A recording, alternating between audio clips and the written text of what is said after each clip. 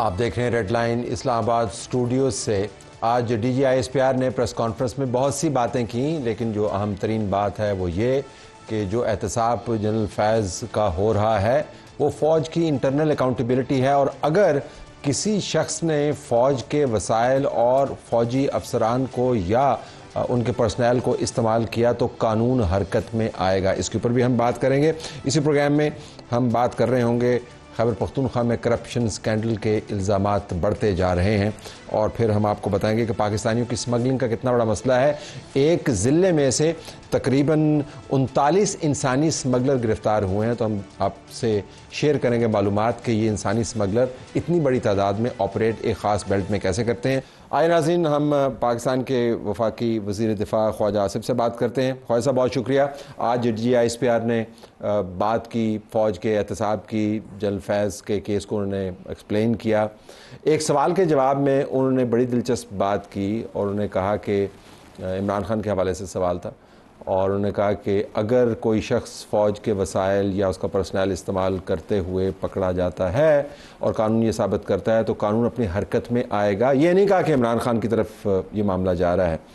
तो आप तो उस नेटवर्क को समझते हैं, आपको लगता है कि ये मामला वाक़तन फैलेगा और फिर आर्मी एक्ट के तहत ही चलेगा? बिस्मिल्लाहिर्रहमानिर्रहीम। तलत साहब, ये जो आपने मैंने उस पर कमेंट भी किया, बल्कि आपके ही चैनल पे कमेंट किया असेंबली के बाद।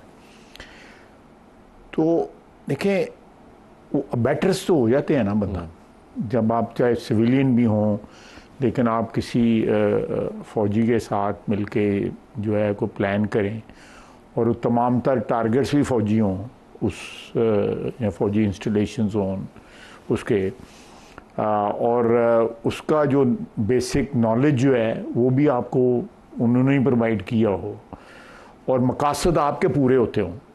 ये अलग बात है कि उसका जो एक डिविडेंड जो है वो जो दूसरे प्लान जिन्होंने ये सारे एक्सपर्टीज़ जो है एक्सटेंड की है वो उनको भी होगा फ़ायदा कोई ना कोई, उनका भी कुछ स्कोर सेटल होंगे। तो मेरा ख्याल है कि अल्टीमेटली जो चीज़ें जो हैं उसी तरफ जा रही हैं कि ये जो मिलिट्री कोर्ट्स की तरफ जो है चीज़ें मूव कर रही हैं। अबैटर्स का आपने जिक्र किया, तो अब वो दो किस्म के अदवार हैं, एक और उसमें जो पावर डायनामिक्स हैं मुख्तलिफ हैं। एक में इमरान खान वज़ीर आज़म थे और जनरल फैज़ जो हैं बतौर सबऑर्डिनेट, और आज बल्कि DGISPR की प्रेस कॉन्फ्रेंस में ही कहा गया कि जो DGIS है वो किसको बराह रास्त रिपोर्ट करता है, तो ज़रा प्राइम मिनिस्टर को रिपोर्ट करता है। वहाँ पे जो टॉप पर्सन है वो वज़ीर आज़म है और नीचे जनरल फैज़ हैं। दूसरा वो फेज़ आता है कि जब इमरान खान ताकत से निकल जाते हैं और ये अपने वसाइल मुबैना तौर पर इस्तेमाल करके उनको सहूलत करते हैं अपने काम के लिए। तो ये दोनों कैटेगरीज में आप अबैटर्स और planners are different. Abettors and planners different, but beneficiary दोनों हैं। पहली सिचुएशन में भी बेनिफिशरी जो है जनरल फैज़ और इमरान खान दोनों हैं, और दूसरी में भी रोल बदल गए, लेकिन गोल्स एंड मीन्स बोथ जो हैं वो कॉमन थे। आपको इस निज़ाम के बारे में, क्योंकि आपने इतने अरसे से इस निज़ाम को देखा है, बतौर वज़ीर दिफा भी देखा है, ये कितना बड़ा लम्हा फ़िक्रिया है और परेशानी का मामला है कि दो बंदे इतनी बड़ी न्यूक्लियर रियासत के निज़ाम को ऐसे जकड़ लें कि फिर सारों को तारे नज़र आ जाएं। मतलब किस रियासत के अंदर ऐसे हो? बड़ा सीरियस आपने सवाल उठाया है। मेरा ख्याल है कि इसका जो आफ्टरमाथ है इस सारे मसले का, और अब जबकि एक जनरल साहब जो हैं, जनरल फैज़ साहब जो हैं वो कस्टडी में हैं और वो लाजमी तौर पे बातें कर भी रहे होंगे, बता भी रहे होंगे, मैं आई एम प्रिज्यूमिंग, मुझे कोई नॉलेज नहीं है इस सिलसिले में। तो मेरा ख्याल है कि उस सारी चीज़ों का जो आपने निशानदेही गई है उसका कोई ना कोई उनकी तरमीम उनमें करनी पड़ेगी। उस सिस्टम में कोई ऐसे रोड ब्लॉक्स बनाने पड़ेंगे कि आइंदा जो है कोई वज़ीर आज़म या कोई DGISI इंडिविजुअली या जॉइंटली जो है सिस्टम को जो है ना वो ब्रीच ना कर सके। अच्छा, ये हम टेलीविज़न का मेरे ख्याल में रिपोर्टर था, मैं प्रेस कॉन्फ्रेंस देख रहा था, उसने ये सवाल किया, उसने जनरल बाजवा का और जनरल नवीद मुख्तार का नाम लिया। जनरल नवीद मुख्तार का नाम खैर किस कॉन्टेक्स्ट में लिया वो मुझे समझ नहीं आया, लेकिन जनरल बाजवा को उन्होंने नाम लिया और ये पूछा कि जब ये सब लोग ये मामलात हो रहे थे तो इनको आप सामने तफ्तीश करेंगे या नहीं करें? तो उसके ऊपर उन्होंने जवाब दिया जी कि वो जब शवाहिद होंगे। सो ये सिर्फ 2 ही बंदे थे या ये पूरा नेटवर्क था? आप जनरल बाजवा के बारे में you have a perspective, but I want to ask you this कि वाकईतन लोग ये इजन के 2 बंदे नहीं, ये बिलीवेबल नहीं है, ये बिलीवेबल नहीं है। लेकिन आप कोई भी प्रोसिक्यूशन जब तैयार कर रहे हो तो उसमें आप देख लेते हैं कि किसको क्या चीज़ स्टिक करेगी। ठीक, एक कानूनी और शवादात जो हैं या एविडेंस जो है वो कहाँ ज़्यादा जो है काम करेगी और कहाँ कम करेगी। समटाइम्स आप कोई वीक लिंक बीच में शामिल करते हैं तो सारे का सारा केस जो है उससे नेगेटिवली इफेक्ट भी होता है। मेरी ये सारी प्रिजम्पशंस हैं, लेकिन ये बात बिल्कुल दुरुस्त है कि ये चीज़ें जो भी हो रही थी, स्पेशली जब जनरल बाजवा आर्मी चीफ थे और फैज साहब जो थे वो DGIS थे, उससे पहले जब DGC थे वो, तो इन दोनों हजरात के नॉलेज के बगैर, जॉइंट नॉलेज के बगैर जो है वो पत्ता भी नहीं हिलता, उसकी रजा के पत्ता भी नहीं हिलता। इसमें कोई शक शुबा किसी को भी नहीं है।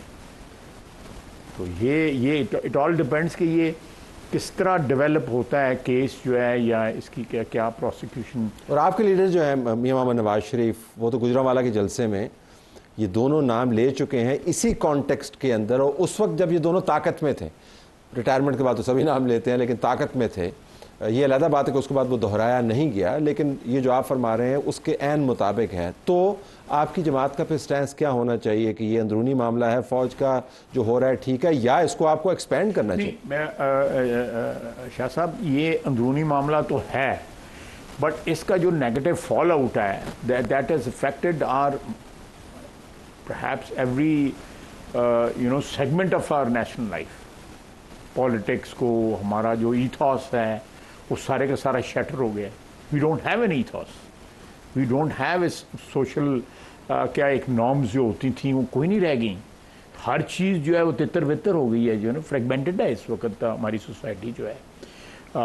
सियासी इख्तलाफात जो हैं सारे मुल्कों में होते हैं, बड़े बड़े बिटर होते हैं, बाज़ औक़ात बिटर भी हो जाते हैं, उनमें वायलेंस भी आ जाता है, लेकिन यहाँ पे तो घरों में जो लकीरें जो है वो खींची गई हैं कि बेटा जो है वो बाप के ख़िलाफ़ है, बाप बेटे के ख़िलाफ़ है। बल्कि मैं तो अभी वो देख रहा था, कथा कलामी होती है एक सर्वे जिसमें कहा गया कि मुखालिफ सियासी नज़रियात रखने वाले जो जोड़े हैं उनकी शादियाँ भी मुमकिन नहीं हैं। वो कह रहे हैं कि वो बहुत उससे मसला हो जाता है। शादियाँ भी देखें, ये बड़ा, मैं ये थोड़ी सी बहस लंबी हो जाएगी, टाइम आपके पास नहीं है, लेकिन जहाँ भी कल्ट बिल्टअप होते हैं ना, वो अपना जो डिट्रैक्टर्स को बिल्कुल नहीं बर्दाश्त करते। ठीक, मैं एक कल्ट का हिस्सा हूँ, वो कल्ट जो है चाहे किसी पीर का है या किसी सियासी लीडर का है या किसी और बहुत किस्म के कल्ट डेवलप होते हैं, and they don't just tolerate. और ये सब कुछ हुआ उस दौर में जब सियासी तौर पर इसको इस्तेमाल किया गया, तितर बितर का लफ्ज़ आपने इस्तेमाल करने के लिए। So point is this, general Bajwa का भी एहतसाब नहीं होना चाहिए क्या? देखिए, जनरल बाजवा अगर कोई कहे कि उनका तल्लक नहीं था, तो the mayor fact that he was the top of everything, तो वो आप क्या कहते हैं अंग्रेजी में क्या कहते हैं, वाइकेरियल लाइबिलिटी, जो वाइकेरियल लाइबिलिटी कहते हैं। तो वाइकेरियल या जो भी उसकी प्रोनाउंसिएशन है, आई में भी कर, वो तो बन जाती है, वो तो बिल्कुल 100% बन जाती है। तो आपकी पार्टी फिर ये क्या डिमांड? नहीं, मैंने अपनी पार्टी में ये डिस्कस नहीं किया कि सानू वाली और भी बड़े रोले ने नहीं, आपके रोले तो खत्म हो रहे हैं। आप नहीं, तो उसके बाद देख लो। नहीं, आपके क्या रोले हैं? आप आराम से ताकत में हैं। मेरा सब तो बड़ा देखें सबसे आप देखें, ऐसे लोग बोलते हैं। मैं आज पढ़ रहा था कि एक साहब ने कहा है जी कि ये जो एग्रीमेंट हुआ है इसमें 9% हमारा शेयर है ग्वादर का और पता नहीं 91% चाइना का। ये एग्जैक्टली वही एग्रीमेंट है जो 2007 में जो सिंगापुर की कंपनी के साथ हुआ था, कॉपी पेस्ट हुआ है। 7 साल वो, 3 साल वो, 10 साल हो, 13 4 17 साल के बाद उनको होश आई है क्या लुट पाएगी किसी और शहर में लुटकता आएगा और ससी बेखबर रही ये क्या क्या लोग हैं हमारे यहाँ पे। लेकिन वो उस किस्म के रौले तो नहीं है ना, वो तो आपको पता है आपके बारे में। मैं वैसे कह रहा हूँ कि नहीं, इकोनॉमी इज एक्चुअली, इकोनॉमी जो है ना इस वक्त सबसे बड़ा रौला जो है इकोनॉमी है, और उसकी जड़ें भी उसी तजर्बे के साथ जुड़ी हुई। बिल्कुल, क्योंकि वो तजर्बा जो आप देखें, बाजा साहब परहैप्स मिडवे समझ गए थे कि ये तजर्बा नाकाम होगा। मैंने आपके प्रोग्राम में ये बताया था कि साल सवा साल बाद ही उन्होंने अप्रोच कर लिया था, और वो प्राइवेटली जो है वो कोई अच्छी ओपिनियन का इजहार नहीं करते थे इमरान खान के मतलब, but he carried on for what ever reason, मुझे तो नहीं पता क्या रीज़न, लेकिन चलता रहा सिलसिला।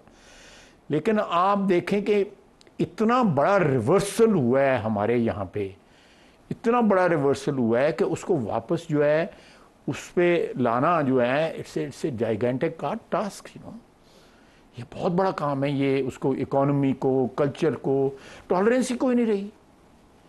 शायद आप मुझसे कोई भी सवाल पूछ लेते तो मैं उसका जवाब ना भी मानता, लेकिन आप किसी से उनसे पूछें कि जो है, और जो जिस किस्म का असेंबली में बड़ा खराबी सारी दुनिया में होती है, लेकिन the sort of behaviour we see these days is absolutely it's not acceptable. अच्छा, तो एक सीजन पॉलिटिशियन के तौर पर बहैसियत डिफेंस मिनिस्टर, इस तमाम मामले से आपकी तवक्कुआत क्या हैं? जनरल फैज़ के एहतसाब वाले मामले से तवक्कुआत क्या है कि जी अगर हमने इस रिकॉर्ड की दुरुस्ती करनी है, मामलात को दुरुस्त सिमत में ले जाना है, तो क्या होना चाहिए? तवक्कुआत क्या है? It all depends upon the evidence, and I personally feel that they have gathered substantive evidence in this case। और अगर उसमें जिस तरह मैं वानी पीटीआई की बयान के ऊपर जाऊंगा, वो ऐसे ही नहीं फिक्रमंद हुए वो कह रहे हैं कि जी मुझे फ्रेम किया जा रहा है और जनरल फैज़ को मेरे खिलाफ गवाह बनाया जा रहा है। वो अंदर बैठ के जब टाइम खुला ही होता है तो बंदा बड़ा बड़ा कुछ सोचता है। मैं अपने एक्सपीरियंस की बात कर रहा हूँ, मैं कोई मेरे मतलब मैंने किसी से पूछना नहीं है, आपको पता है तो ये बड़ी दूर तक बंदा सोचता। सारी फिल्में चलती हैं, तो फिल्में इधर भी चल रही होंगी तो उधर भी चल रही होंगी, दोनों तरफ चल रही होंगी।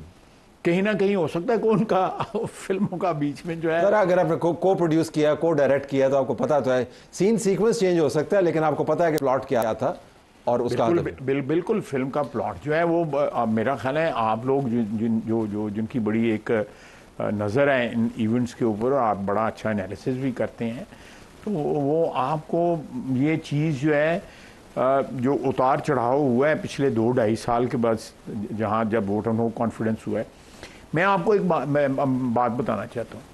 परवेज़ इलाही का एक रात में आना और जाना जो है ना, उसने ये सारा जो है ना डिरेल किया सिस्टम। और आने और जाने का मुहर्रक कौन? जनरल बाजवा। उन्होंने कोई चेस बोर्ड के ऊपर कोई चाल चली, उसने सारी वो चेस बोर्ड ही उल्टा आता है। उन परवेज़ इलाही ने भी उल्टा आता है, मतलब है कि उसने सारे तलपट कर दिए ना। वो तो बिल्कुल नहीं, वो तो गेम प्लान ही सारा। आप देखें कि परवेज़ इलाही साहब मुझे कह रहे हैं कान में, हम दोनों खाना खा रहे हैं, वो मुलाकात हो चुकी हुई थी, जो शुजात साहब भी बीच में मुझे कहने गए फ़ोन करने ही लंदन, तो मेरा उनके साथ ख़ानदानी मैं बड़ा एहतराम है, फ़ोन करने ही लंदन तो माफ़ी दुआनी ली है मियाँ साहब को लो। हाँ, माफ़ी दुआनी ज़्यादतियाँ हुई हैं तो माफ़ी दुआनी। मैं जी बिल्कुल, मैं उस सारे ख़ानदान की बड़ी इज़्ज़त करता हूँ, कभी खुदा न खासा कोई फूल शूल का तोहफे शोफे भी गए फिर उस। हाँ नहीं, और शहरी के वक्त जो है मामला उलट गया। I don't know general Bajwa played that shot, you know, क्यों मुझे नहीं समझ उस चीज़। कौमी मफाद में किया होगा ज़ाहिर, हमें तो यही बताते हैं कि हर काम कौमी मफाद में करते। आप 6-7 साल कौमी मफाद की उन्होंने हिफाजत की है, अभी तो हमें फालतू बंदे बैठे। सो आप वेट करेंगे इस ट्रायल के अंदर शवाहिद क्या है, हाउ इट गोज। सो अगर जनरल फैज़ तक महदूद रहता, it's okay, you okay with that? इधर ही देखिए ये आप किस तरह उनको महदूद लिमिट कर सकते हैं जनरल फैज़ तक? You just can't. मोटिव जो है जनरल फैज़ कहेगा मेरा क्या भी मोटिव था, मैं तो फारो हो गया हुआ था, लेकिन मोटिव जो है वो ये था कि लॉन्ग शॉट था ना, कि भाई वापस आएगा, फिर मैं भी वापस आऊँगा, तो फिर बल्ले बल्ले हो जाएगी। तखय्युल की उड़ान की तो हद नहीं है ना जी, किसी तरफ भी ले जाएगा, अभी हो जाएगा। ये इक़्तिदार की हवस जो है ना आपके बड़ी बड़ी ऊंची उड़ानें करवाती है, और बाज़ का बंदा मुँह पर अल्लाह को माफ़ी मंगनी चाहिए कि एदी हवस जी है ना, बंदा रुल जाता है, अच्छा जी रुल जाता। मैं देखा है, अपनी अखां देखा है, 50-60 साल की मैं तो सियासत में देखा था। Okay, have to leave it there. हुण देखना है कि कौन कौन रुलेगा। I think that this is the fundamental question. और किन्ना को रुलेगा की कहने वो तख्त उल्टाए जाएंगे जी, हो तख्त तो उलट गया, हम देखना है कि वो थले कौन है। Have to leave it there. Programme हमारा जारी। बहुत शुक्रिया।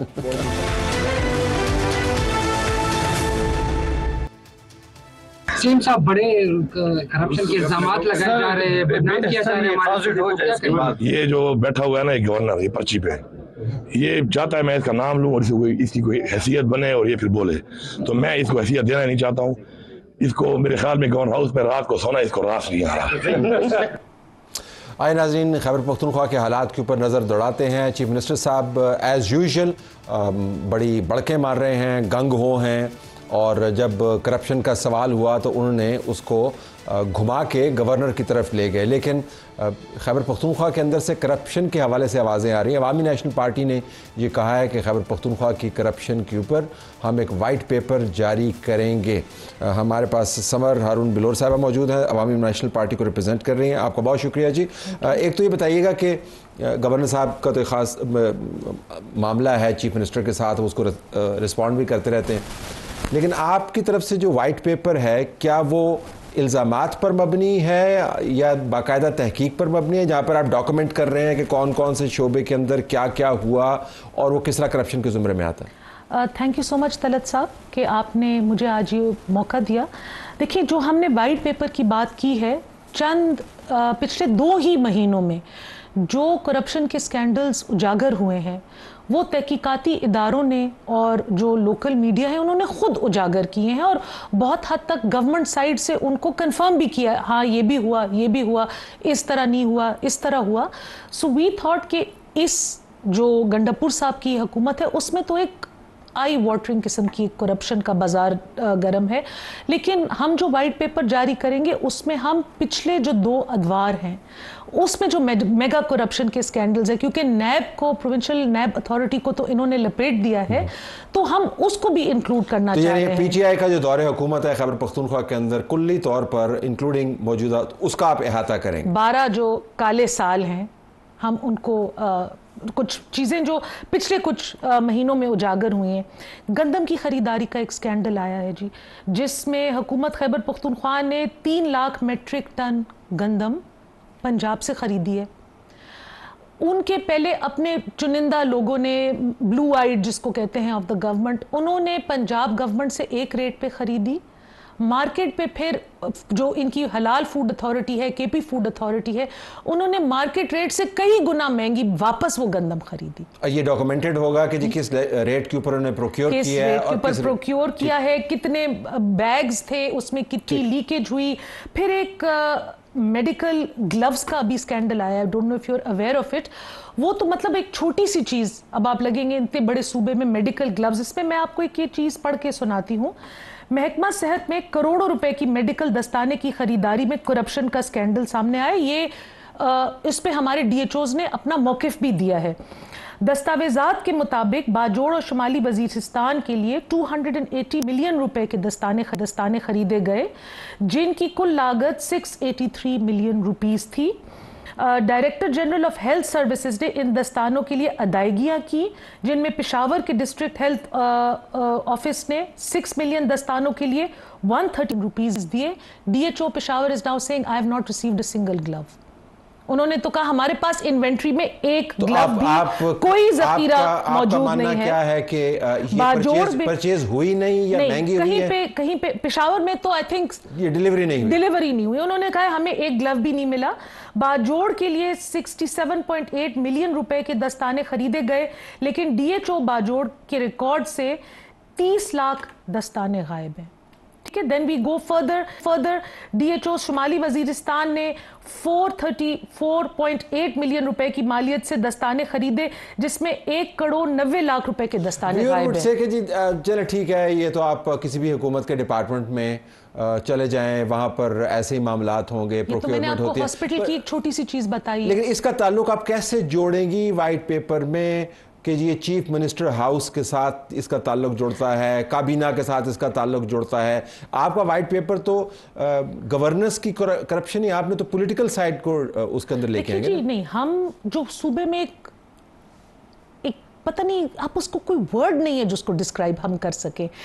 एक मार्केट लगी हुई है। मैं आपके प्रोग्राम पे नाम लेके कहूंगी कि चीफ मिनिस्टर साहब के जो भाई हैं फैसल अमीन गंडापुर, एक चीफ मिनिस्टर हाउस है, एक फैसल अमीन हाउस है, जहां पे सारे सौदे होते हैं, डीसी से लेके टीएमओ से लेके एसएचओ पे पूरे थाने बिक रहे हैं, बोलियां लग रही हैं उनकी। अगर आप पुख्तूनख्वा में एक रात के लिए आए, आपको हम दावत देते हैं, तो वहाँ पे लोकल जो हमारे जर्नलिस्ट साहिबान हैं उनके पास वॉइस नोट्स भरे हुए हैं, क्योंकि जिनसे वो पैसे ले रहे हैं वो अपने लिए कोई ना कोई रिकॉर्ड तो छोड़ेंगे ना, कल को उनका काम हो ना हो। यहाँ पे तो भड़के मार के पैसे लेके वो चले जाते हैं। से जवाब ये आएगा, तो कौन सी ऐसी हुकूमत है पाकिस्तान के किस हिस्से के अंदर जो अपनी मर्जी के एसएचओ नहीं लगाती, जो अपनी मर्जी के थानेदार नहीं लगाती, जो अपनी मर्जी की से नौकरियां नहीं देती? अवामी नेशनल पार्टी के बारे में भी मुझे याद है बड़े स्कैंडल होते थे जी, वहां पे एसएमएस साहब हैं और वो मामलात को चलाते हैं। नौकरियां क्रिएट करने के ऊपर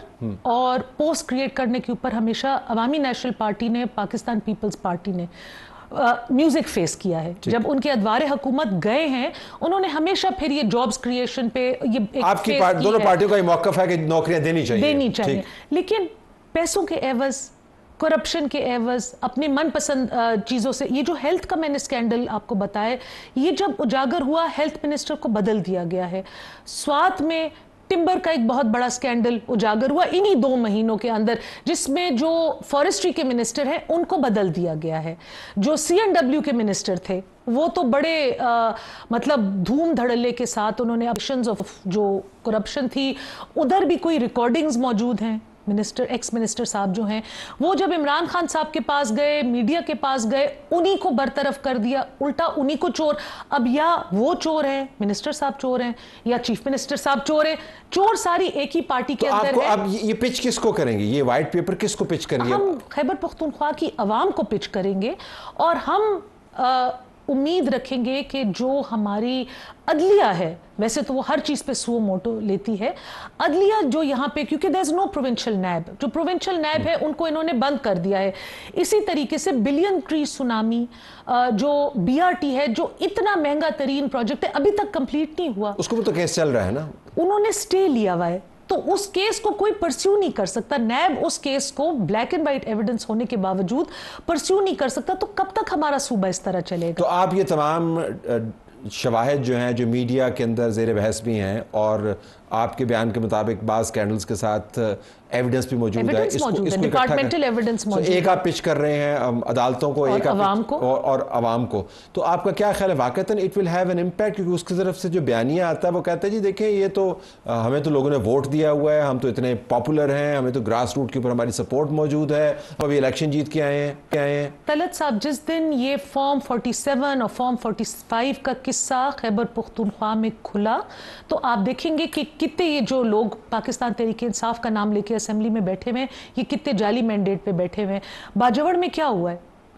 पहला एक ज़िमनी इंतखाब हुआ है, इनका जो कैंडिडेट था सेकंड भी नहीं आया, थर्ड भी नहीं आया, फोर्थ आया, जीता कौन? अवामी नेशनल पार्टी का। वो कहते हैं कि गरीब तरीन, मेरे प्रोग्राम में उन्होंने कहा जी कि वो इस वजह से जीता है क्योंकि इमरान खान ने कहा था कि मैं टिकट तो किसी और को दे रहा हूं, लेकिन वो हमारा ही बंदा था। I mean that's what they were saying. ये if they are claiming कि ये बंदा उनका बंदा था। ये नजरियाती तौर पे 4th जनरेशन नेशनलिस्ट, बाप दादा सारी लाल टोपी पहन के पैदा हुए, लाल टोपी पहन के दावा किया था। देखिए उनका अब मसला ये हो गया, हर चीज को वो झूठ बोलते हैं।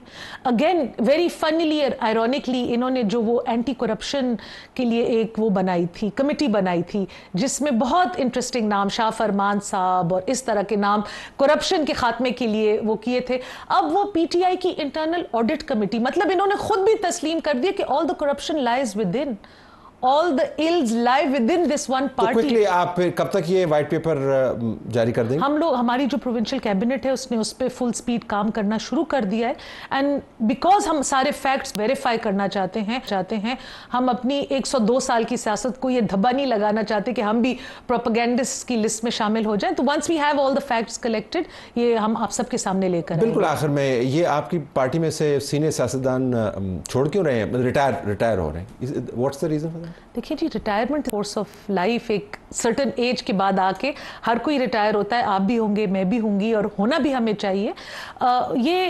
यहाँ पे ये है कि इलेक्ट्रल पॉलिटिक्स से रिटायरमेंट ली गई है, पार्टी पॉलिटिक्स से या सियासत से नहीं ली गई। अब एक एज आती है जिसके बाद आप हल्के की वो जो एक भाग दौड़ होती है संभालना वो मुश्किल हो जाता है। तो it's nothing as exciting as people are making it to be, just an age related phase of life. Awami National Party ने हमेशा ट्रेंड सेट किया और इसमें भी मेरे ख्याल में रिटायरमेंट में भी आप ट्रेंड सेट कर रहे हैं। वाकईतन एक एज होती है रिटायर होने की, सिर्फ उसको ग्रेसफुली एक्सेप्ट करने की बात है। हमारा तो जो रवैया है वो तो यही है कि सारे रिटायर हो सकते हैं, हम रिटायर नहीं हो सकते। But you are setting that trend. Thank you very much for being with us.